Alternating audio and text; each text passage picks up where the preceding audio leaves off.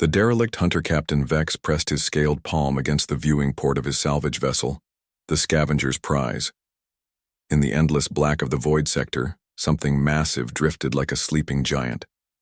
The ship before them was unlike anything the Zephyrian had seen in his 40 cycles of deep space salvage. "By the 7 moons," whispered Crix, his engineer, pressing closer to the scanner display. "That thing is enormous. Look at these readings, Captain. The hull composition, it's not standard alloy. This is something new." Vex's yellow eyes narrowed as he studied the vessel. It was sleek yet imposing, painted in deep blue with white markings that had somehow remained pristine despite floating in space for who knew how long. Strange symbols covered its hull, symbols he didn't recognize from any known galactic civilization. "No power signatures," reported Zara, their sensor operator. Her tentacles danced across the control panels with practiced ease. "No life signs, no communication signals, nothing. It's completely dead." The Zephyrian captain's mandibles clicked in thought. In his years as a salvage operator working the dangerous edges of explored space, he had learned to trust his instincts. Something about this ship felt different, important. "Sir." Crix's voice carried a note of excitement. "The material composition suggests advanced metallurgy. If we can salvage even a fraction of that hull plating, we could retire comfortably. The hegemony would pay handsomely for technology like this." Vex's crew of 6 had been working the void sector for months without finding anything worthwhile. Pirates, radiation storms, and the constant threat of hegemony patrol ships made this region of space dangerous for independent operators. But this could change everything. "Run a full spectrum analysis," Vex ordered. "I want to know everything about that ship before we make our move." The scavenger's prize drifted closer to the mysterious vessel. As they approached, the sheer scale became apparent. The ship was easily 3 times the length of their salvage vessel, its dark blue hull stretching into the shadows of space like a metallic leviathan. "Captain," Zara's voice was barely above a whisper, "I'm detecting some kind of writing on the hull. The universal translator is struggling with it, but I think it says Prometheus." The name meant nothing to any of them, but there was something ominous about the way it seemed to hang in the air. Prometheus, a word from a dead language, from a species that had supposedly been extinct for centuries. "Humans," breathed Crix. "Captain, this is a human ship." The bridge fell silent. Everyone knew the stories. Humanity had once been a rising power in the galaxy, their expansion rapid and their technology innovative. But they had made the mistake of challenging the hegemony's absolute rule. The war had been brief and brutal. Humanity's worlds had been glassed, their fleets destroyed, their people scattered or enslaved. That was 300 cycles ago. "Impossible," Vex muttered. But his voice lacked conviction. "Humans are extinct. The hegemony made sure of that." "The database shows their last fleet was destroyed at the Battle of Sol," Zara confirmed, her fingers flying over her console. "But sir, if this is really a human vessel, and it's this advanced, what if the histories are wrong?" Vex studied the ship through the viewport. Its lines were clean and purposeful, built for speed and power. Whatever the humans had lacked in numbers, they had apparently made up for in engineering skill. The vessel looked like it could outgun and outmaneuver anything in the hegemony fleet. "Sir," Crix interrupted his thoughts, "I'm detecting docking ports on the ventral surface. Standard configuration, we could board her." The captain's business instincts warred with his caution. A derelict human warship would be worth a fortune to the right buyer. But there were protocols about investigating unknown vessels, especially ones that might contain dangerous technology. "What's our current distance from the nearest hegemony patrol route?" he asked. 14 hours at maximum burn," Zara replied. "We're well inside the dead zone. No one comes here." Vex made his decision. "Prep the boarding shuttle. Crix, Zara, you're with me. The rest of you maintain position and keep the engines warm. If anything goes wrong, you burn hard for the outer. Rim and don't look back." The boarding shuttle detached from the scavenger's prize and drifted toward the massive human vessel. As they approached the docking port, Vex noticed something that made his scales prickle with unease. The ship looked too perfect. After 3 centuries drifting in space, it should show signs of micrometeorite impacts, radiation scoring, or hull degradation. Instead, it looked like it had been launched yesterday. Atmospheric seals are holding, Crix reported as they docked. Whatever the humans built this thing from, it's incredibly durable. The airlock cycled with a soft hiss, and the 3 Zephyrians stepped into the human ship. Emergency lighting cast a dim red glow through the corridors, and their footsteps echoed strangely in the artificial gravity field that somehow still functioned. "Power grid is minimal but stable," Zara whispered, checking her portable scanner. "How is this possible? No ship maintained systems for 3 centuries without active maintenance."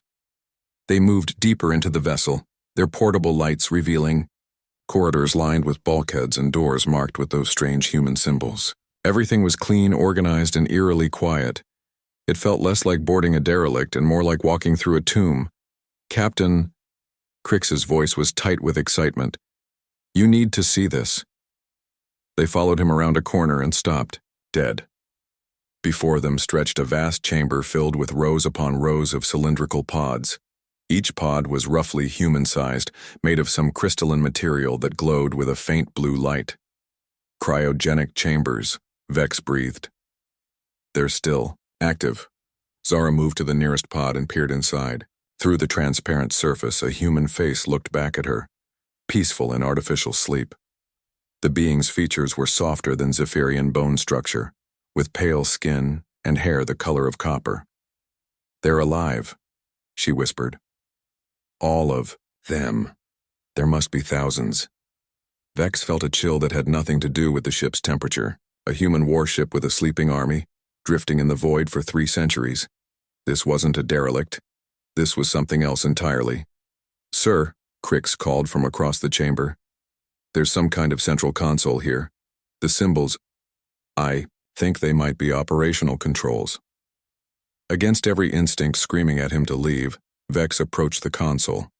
The human writing was incomprehensible, but there were universal symbols mixed in, power indicators, system status displays, and what looked like activation sequences. "Don't touch anything," he warned, but it was too late. Crix's natural curiosity had gotten the better of him. His clawed finger brushed against what appeared to be a sensor pad, and the entire chamber erupted in light and sound. Alarms began blaring throughout the ship. The cryogenic pods hummed to life with increasing intensity. Somewhere in the depths of the vessel, massive engines began to power up with a sound like distant thunder. "What did you do?" Vex shouted over the noise. "I don't know," Crix replied, backing away from the console as more symbols appeared on its surface. "I barely touched it." The lights in the chamber shifted from red to blue to white, cycling through some kind of startup sequence. And then, cutting through all the noise, came a voice. It spoke in perfect galactic standard with the measured tones of an artificial intelligence. "Unknown biosignatures detected aboard UES Prometheus, initiating awakening protocols. Welcome to humanity's final gambit." Vex's blood turned to ice. They weren't on a derelict ship. They had just awakened something that had been waiting in the dark for 300 years. Throughout the massive vessel, systems that had slumbered for centuries began coming online. Deep in the ship's core, a quantum computer the size of a building started processing information at incomprehensible speeds. Weapons systems ran diagnostic checks. Shield generators tested their harmonic frequencies. And in the cryogenic chambers, thousands of human warriors began the slow process of returning to life. The 3 Zephyrians stood frozen in the growing light and sound, realizing they had made a discovery that would change the balance of power in the galaxy. But they were no longer discoverers. They were witnesses to humanity's return from the grave.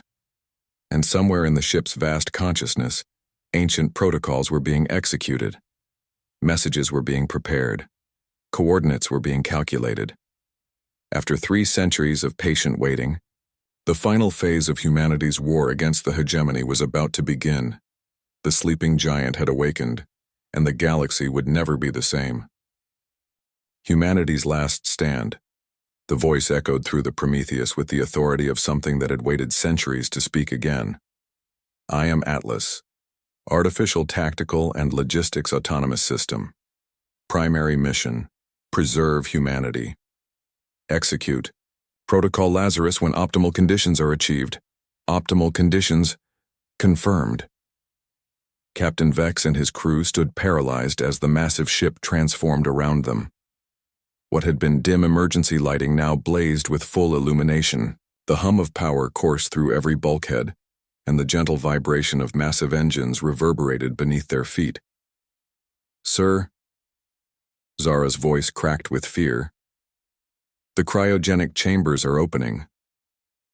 Across the vast hall, the blue glow of the sleeping pods began to shift to amber, then white. Steam hissed from pressure valves as 300-year-old seals broke for the first time since activation. Inside the nearest chamber, the human female they had observed earlier began to stir, her eyes opened slowly, focusing with difficulty on the strange alien standing nearby. She was smaller than the Zephyrians, but there was something in her gaze that made Vex step backward involuntarily. Intelligence, determination, and something else. Something dangerous. "Status report, Atlas," she said, her voice hoarse from centuries of disuse but carrying unmistakable command authority. "Captain Chen, revival process proceeding nominally. Ship systems at full operational capacity. Chronometer indicates mission duration, 312 years, 4 months, 17 days. We have visitors." The human pulled herself upright, in the pod, studying the 3 Zephyrians with calculating eyes. Around the chamber, other humans were beginning to wake. Soldiers, engineers, scientists, all emerging from their long sleep with the smooth efficiency of a well-trained military unit. "Zephyrians," Captain Sarah Chen observed, recognizing their species. "Independent salvagers, by your equipment configuration. You triggered our awakening protocols." She stepped out of her pod, moving stiffly but purposefully. "I suppose we should thank you. We didn't mean to activate anything," Vex stammered. "We thought your ship was derelict. We're just salvagers." Chen smiled, but it didn't reach her eyes. "Nothing about the Prometheus is accidental, Captain. Even our discovery follows the plan." She gestured to Atlas's interface. "Show them." The chamber's walls transformed into massive display screens, showing star charts and tactical analyses that made Vex's head spin. Fleet movements, supply lines, and projected battle scenarios filled their vision with overwhelming complexity. 3 centuries ago, Chen began, her voice growing stronger as her body adapted to consciousness. Humanity faced extinction. The hegemony's forces outnumbered us 1,000 to 1. Our worlds were burning, our fleets were scattered, and our people were dying. The displays shifted to show images of burning cities and shattered starships. The devastation was total, complete.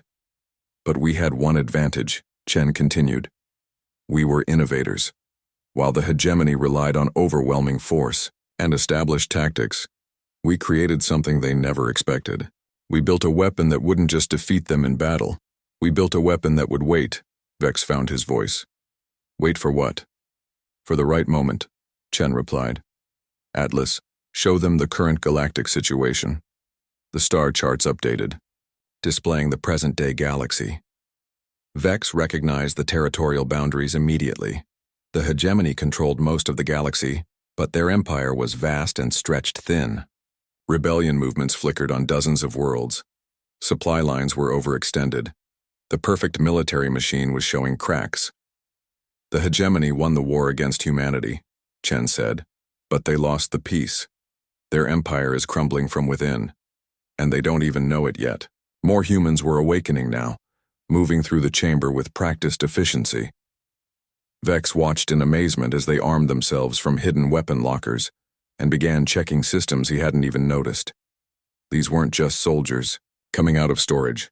This was a military force executing a plan 3 centuries in the making. But you're just one ship, Crix protested. Even with advanced technology, what can one vessel do against an entire empire? Chen's smile became genuine for the first time. Atlas, activate the beacon.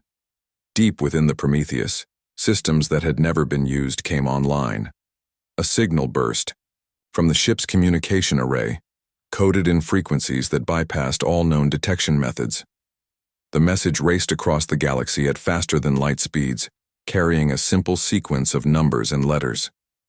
Within hours, that signal reached its destinations. On a dozen worlds throughout hegemony space, automated systems that had waited in silence for 3 centuries suddenly activated.